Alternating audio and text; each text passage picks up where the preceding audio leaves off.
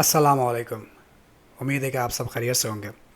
और आज की इस वीडियो में मैं आपको एक्सप्लेन करूंगा कि अगर आपको अपने कस्टमर को रिफ़ंड करना हो तो किस तरीके से आप उसे क्विक बुक्स ऑनलाइन में रिकॉर्ड कर सकते हैं। रिफ़ंड से क्या मुराद है कि सपोज़ कीजिए कि आपको याद होगा कि पिछली वीडियो में मैंने आपको ये एक्सप्लेन किया था कि आपने किसी कस्टमर को उधार पर सामान बेचा है और वो उधार वाला कस्टमर आपको सामान लाकर वापस कर देता है। अगर उधार वाला कस्टमर आपको सामान लाकर वापस करता है तो आप उसे कैश वापस नहीं करते बल्कि उसके उधार में एडजस्टमेंट कर देते हैं, यानी उसका जो रिसीवेबल है उस रिसीवेबल को आप रिड्यूस कर देते हैं। तो उसके लिए हम बनाते थे, न्यू में जाकर यहाँ पर मौजूद है क्रेडिट नोट।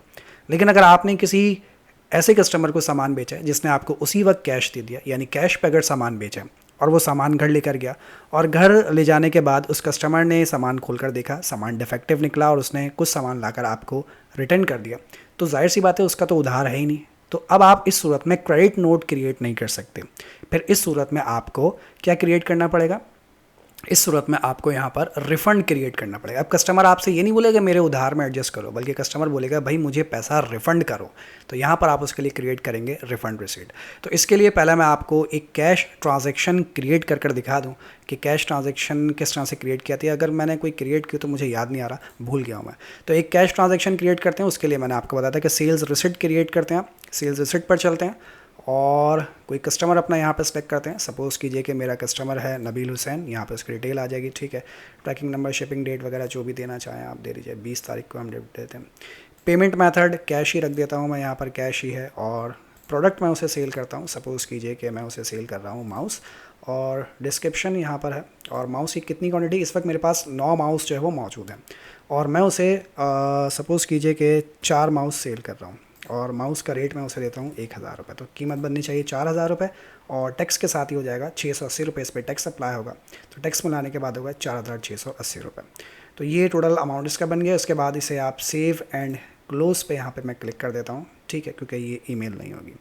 तो मैं इसे सेव एंड क्लोज़ पे क्लिक कर देता हूँ और इस कस्टमर के नाम पर अब कोई जो है वो मैं यहाँ पर दिखाता हूँ कि कस्टमर्स, अभी किसको सेल की थी मैं भूल गया शायद नबील को सेल की थी, ओके।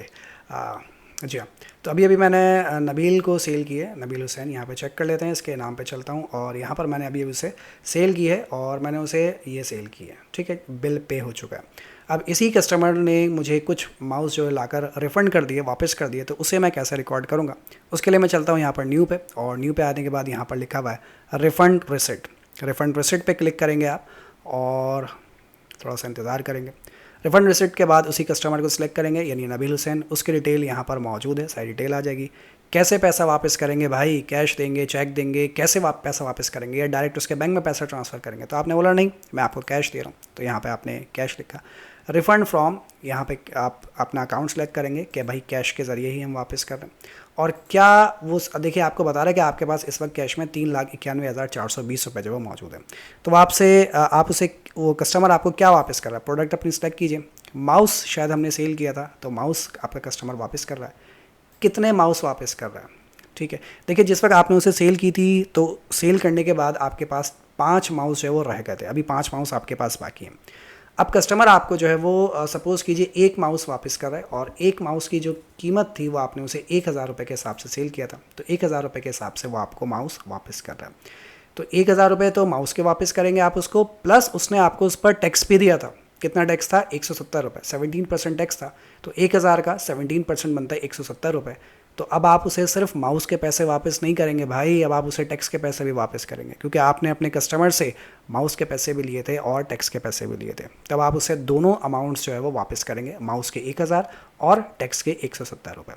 इसके बाद अगर मेल करनी है तो मेल कीजिए, नहीं तो यहाँ पर सेव एंड क्लोज़ पर मैं क्लिक कर देता हूँ। सेव एंड क्लोज़ पर मैं क्लिक करता हूँ और रिफ़ंड सक्सेसफुली इशूड, ठीक है जी। 1170 रुपये का आपने रिफ़ंड कर दिया मिस्टर नबील हुसैन को, यहाँ पर ओके कर देते हैं। तो ये कस्टमर के नाम पर जो वो अमाउंट क्या हो गया? रिफ़ंड हो गया। देखिए यहाँ पर उसके पास जो है वो रिफ़ंड शो हो रहा है कि आपने उसे जो है वो ये 1170 रुपये का रिफ़ंड कर दिया है, ठीक है। अच्छा, माउस की रिपोर्ट पे चलते हैं, यानी इन्वेंट्री की रिपोर्ट पे चलते हैं। पहले 5 शो रहे थे शायद, अब जो है वो हमारे पास 6 शो होने चाहिए। तो इन्वेंट्री कहाँ थी मेरी? इन्वेंट्री नहीं आनी थी, इन्वेंट्री इसमें थी। इन्वेंट्री डिटेल में चलता हूँ मैं यहाँ पर, और समरी में भी देख सकते हैं जहाँ से आपको दिल करे। ये केसिंग है, ये कीबोर्ड है, ये मदरबोर्ड है, ये माउस है। तो माउस यहाँ पर देखिए मेरे पास कितने होगा, 6 होगा।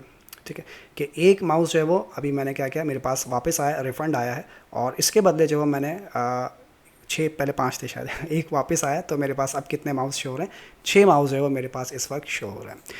तो ये तरीक़ाकार है कि देखिए दोनों चीज़ें सेम है बिल्कुल। क्या दोनों चीज़ें, एक क्रेडिट नोट और एक रिफंड रिसिप्ट। फ़र्क सिर्फ इतना सा है कि क्रेडिट नोट का मतलब भी ये कस्टमर आपको सामान वापस कर रहा है, और रिफंड रिसिप्ट का मतलब भी ये कस्टमर आपको सामान वापस कर रहा है। फ़र्क सिर्फ इतना है कि क्रेडिट नोट का भी इशू किया जाएगा जब उधार वाला कस्टमर सामान वापस करे, यानी उधार पे आपने सेल किया और सामान वापस आ जाए, और रिफंड रिसिप्ट का भी इशू किया जाएगा उस वक्त ये इनवॉइस बनेगी जब आपका ऐसा कस्टमर आपको सामान वापस करे जिसे आपने कैश पर सामान सेल किया हो। तो बहुत ही मुख्तसर से वीडियो थी, बस इतनी सी बात आपको समझानी थी, दोनों चीज़ों में फ़र्क समझाना था। उम्मीद है कि आपको बात समझ में आ गई होगी। इंशाल्लाह फिर मुलाकात करेंगे हम अगली वीडियो में। तब तक के लिए अपना और अपनी फैमिली का बहुत ख्याल रखिएगा। टेक केयर, अल्लाह हाफ़िज़।